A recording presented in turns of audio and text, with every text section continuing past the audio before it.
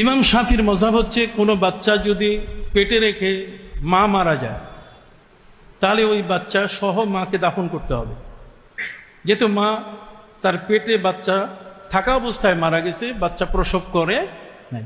আর হানাফি মযহাব হচ্ছে যদি কোনো মা পেটে বাচ্চা থাকা অবস্থায় মারা যায় তাহলে মাকে সাথে সাথে কবর দেওয়া যাবে না, বরং একটা গামছা কাপড় ভিজাইয়া পানি চিপে মায়ের পেটের উপরে রাখতে হবে। যদি শুকিয়ে যায় তাহলে মনে করতে হবে বাচ্চা বেঁচে আছে এবং বাচ্চাটাকে মায়ের পেট কেটে তাকে বের করতে হবে।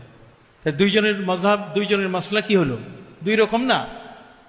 হানাফি মযহাব হলো যে সাথে সাথে মাকে দাফন করা যাবে না, বাচ্চা বেঁচে আছে কিনা পরীক্ষা করতে হবে।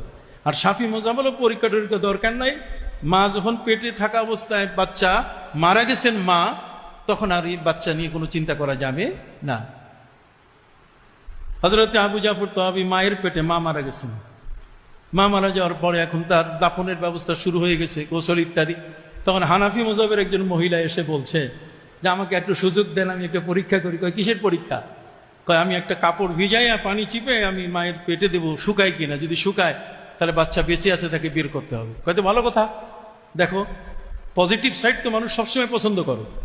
ঠিক আছে, একটা পাগলকে খাইতে দিলে ও কিন্তু ফেলে দিবে না, খাবে। একটা পাগল দেখবে ও টাকা চাবে, পজিটিভ ঠিক আছে, কিন্তু নেগেটিভে নাই। কথা বুঝে গেছে? এখন সেই মা তো মারাই গেছেন, বাচ্চা পেটে রেখে, পেটের বাচ্চা হলেন আবু জাফর তাহাবী রাহমাতুল্লাহ আলাইহি। ঠিক আছে, এখন কাপড় চিপে ভিজিয়ে কাপড় চিপে পেটের উপর রাখছে, কিছুক্ষণ পরে দেখা গেছে শুকিয়ে গেল। মা বললেন বেঁচে আছে বাচ্চা, বের করেন এই পেট থেকে। তখন আবু জাফর তাহাবীকে বের করা হয়। এই আবু জাফর তাহাবী বের হওয়ার পরে আস্তে লেখাপড়া করে যখন একটু বড় হলেন, তখন তিনি তার জন্মের কাহিনী শুনতে পেলেন যে আমি তো এইভাবে ইমাম আবু হানিফার ফতোয়া ছাড়া পৃথিবীতে আমার আসার সুযোগ হইতো না। কাজে হানাফি মযহাবই শ্রেষ্ঠ, এর উপরে আমার গোটা জীবন আমি উৎসর্গিত করব।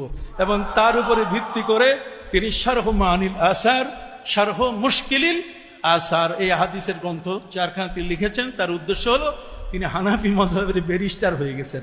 কথা বুঝে গেছে? যেহেতু হানাফি মযহাবের ফতোয়া অনুযায়ী তাকে কি পৃথিবীতে আল্লাহ তাআলা আসার সুযোগ করে দিয়েছেন।